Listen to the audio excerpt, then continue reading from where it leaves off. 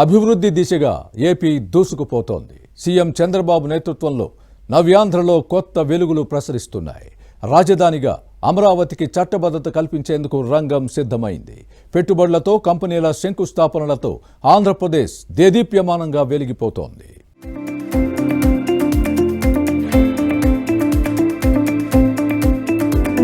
Amaravati top gear లో దూసుకుపోతోంది. ఆంధ్రుల కలల రాజధాని నిర్మాణం నభూతో అన్నట్లుగా జరుగుతోంది.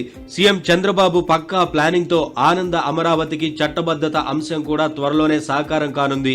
ఏపీ రాజధానిగా అమరావతికి చట్టబద్ధత కల్పించేందుకు రంగం సిద్ధమైంది. కేబినెట్ ఆమోదం తర్వాత పార్లమెంట్ లో బిల్లు పెట్టేందుకు కేంద్ర ప్రభుత్వం సిద్ధమైనట్లు సమాచారం. విభజన చట్టంలో పేర్కొన్నట్లు రాజధానిని రాష్ట్ర ప్రభుత్వం నిర్ణయించుకోనుంది. రాష్ట్ర ప్రభుత్వ నిర్ణయానికి అనుగుణంగా రాజధానిని కేంద్రం ప్రకటించనుంది. 2024 జూన్ 2తో ఉమ్మడి రాజధాని గడువు ముగియడంతో ఏపీకి రాజధానిని తప్పక ప్రకటించాల్సిన పరిస్థితి ఏర్పడింది. రాజధానిగా అమరావతిని ప్రకటించాలని కేంద్రాన్ని రాష్ట్ర ప్రభుత్వం కోరింది. అమరావతిని రాజధానిగా ఎంపిక చేసిన ప్రక్రియ, రాజధాని నిర్మాణ కార్యక్రమాలు, ఇతర చర్యలపై కేంద్రానికి నోటిచ్చింది. ఏ తేదీ నుంచి అమరావతిని రాజధానిగా ప్రకటించాలో చెప్పాలని రాష్ట్ర ప్రభుత్వాన్ని కేంద్ర హోంశాఖ కోరింది. 2024 జూన్ 2న హైదరాబాద్ ఉమ్మడి రాజధానిగా గడువు ముగియడంతో అదే రోజు నుంచి అమరావతిని రాజధానిగా ప్రకటించాలని ఏపీ ప్రభుత్వం విజ్ఞప్తి చేసింది. దాంతో నోడల్ ఏజెన్సీగా అమరావతిని రాజధానిగా ప్రకటించేందుకు కేంద్ర హోంశాఖ చర్యలు మొదలుపెట్టింది. దీనిపై కేంద్ర మంత్రిత్వ శాఖల నుంచి హోంశాఖ అభిప్రాయాలు కోరింది. ఇప్పటికే పలు మంత్రిత్వ శాఖలు తమ అభిప్రాయాలు తెలపగా పట్టణాభివృద్ధి, న్యాయశాఖల అభిప్రాయాల్ని త్వరగా పంపాలని హోంశాఖ కోరింది. 2 దఫాలుగా జరిగే బడ్జెట్ సమావేశాల్లోనే అమరావతిని రాజధానిగా ప్రకటించేందుకు అన్ని చర్యలు తీసుకుంటున్నట్లు సమాచారం. పార్లమెంటులో బిల్లు ప్రవేశపెట్టే ముందు కేంద్ర కేబినెట్ లో చర్చించి ఆమోదం తెలపాలని నిర్ణయించినట్లు తెలుస్తోంది. కేంద్ర హోంశాఖ కేబినెట్ నోటు తయారు చేయడంలో నిమగ్నమైందని అధికారులు తెలిపారు.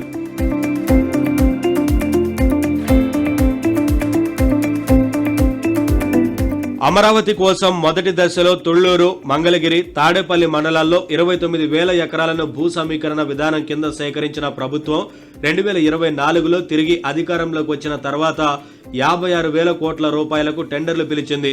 2వ విడత సమీకరణ కూడా చేపట్టింది. రాజధాని నిర్మాణానికి ఇప్పటికే ప్రపంచ బ్యాంక్, ఏషియన్ డెవలప్మెంట్ బ్యాంకు, హడ్కో, జర్మనీకి చెందిన KfW, DFID లాంటి సంస్థలు 40,000 కోట్ల రూపాయలు రుణాలు ఇచ్చాయి. ఈ రుణాలతో పాటు జాతీయ బ్యాంకుల కన్సార్టియం కూడా రుణాలు ఇచ్చేందుకు ముందుకొచ్చింది. మరోవైపు అమరావతికి చట్టబద్ధత కల్పించాలని రైతులు కూడా డిమాండ్ చేశారు. దేశంలో ఏ రాజధానికి చట్టబద్ధత కల్పించకపోయినప్పటికీ జగన్ లాంటి వ్యక్తులు సీఎం అయి 3 రాజధానులతో 3 ముక్కలాట ఆడటం వల్లే భవిష్యత్తు మీద భయంతో అమరావతికి చట్టబద్ధత కావాలంటూ డిమాండ్ చేశారు. దీంతో రాజధాని రైతుల డిమాండ్లను పరిగణలోకి తీసుకున్న ఏపీ ప్రభుత్వం కేంద్రమే రాజధాని అమరావతికి చట్టబద్ధత కల్పిస్తూ గెజిట్ నోటిఫికేషన్ ఇస్తే భవిష్యత్తులో మార్చేందుకు ఎవరికీ వీలుండదని భావించి ఆ దిశగా ప్రయత్నాలు ముమ్మరం చేసింది. అమరావతి ఎన్ని నాటకాలు, 3 ముక్కలాట ఆడారు. అమరావతి శ్మశానం అన్నారు, అమరావతి ఎడారన్నారు, అమరావతిలో బిల్డింగ్లు కట్టకూడదన్నారు. నా మీద ఒక నమ్మకం, నేను ఒక పిలిపిచ్చాను. ప్రపంచంలో ఎక్కడా జరగలేదు.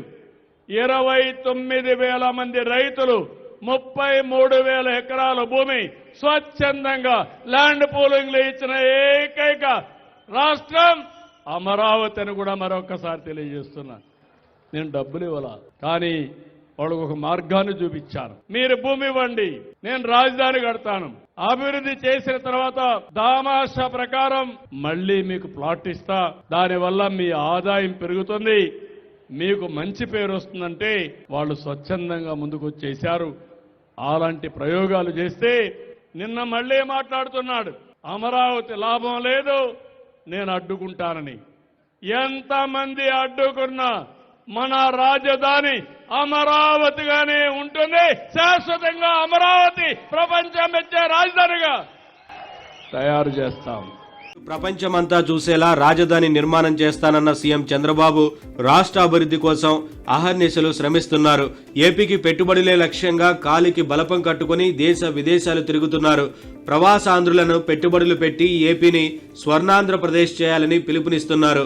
ఇప్పటికే ప్రపంచ దిగ్గజ సంస్థలు గూగుల్, క్వాంటంలతో పాటు పేరు మోసిన ఐటీ కంపెనీలు ఏపీలో తమ కార్యాలయాలు ప్రారంభించాయి. ఢిల్లీ నుంచి దావోస్ దాకా వేదిక ఏదైనా, టూర్ ఎక్కడికైనా పెట్టుబడులే లక్ష్యంగా చంద్రబాబు అడుగులు వేస్తున్నారు.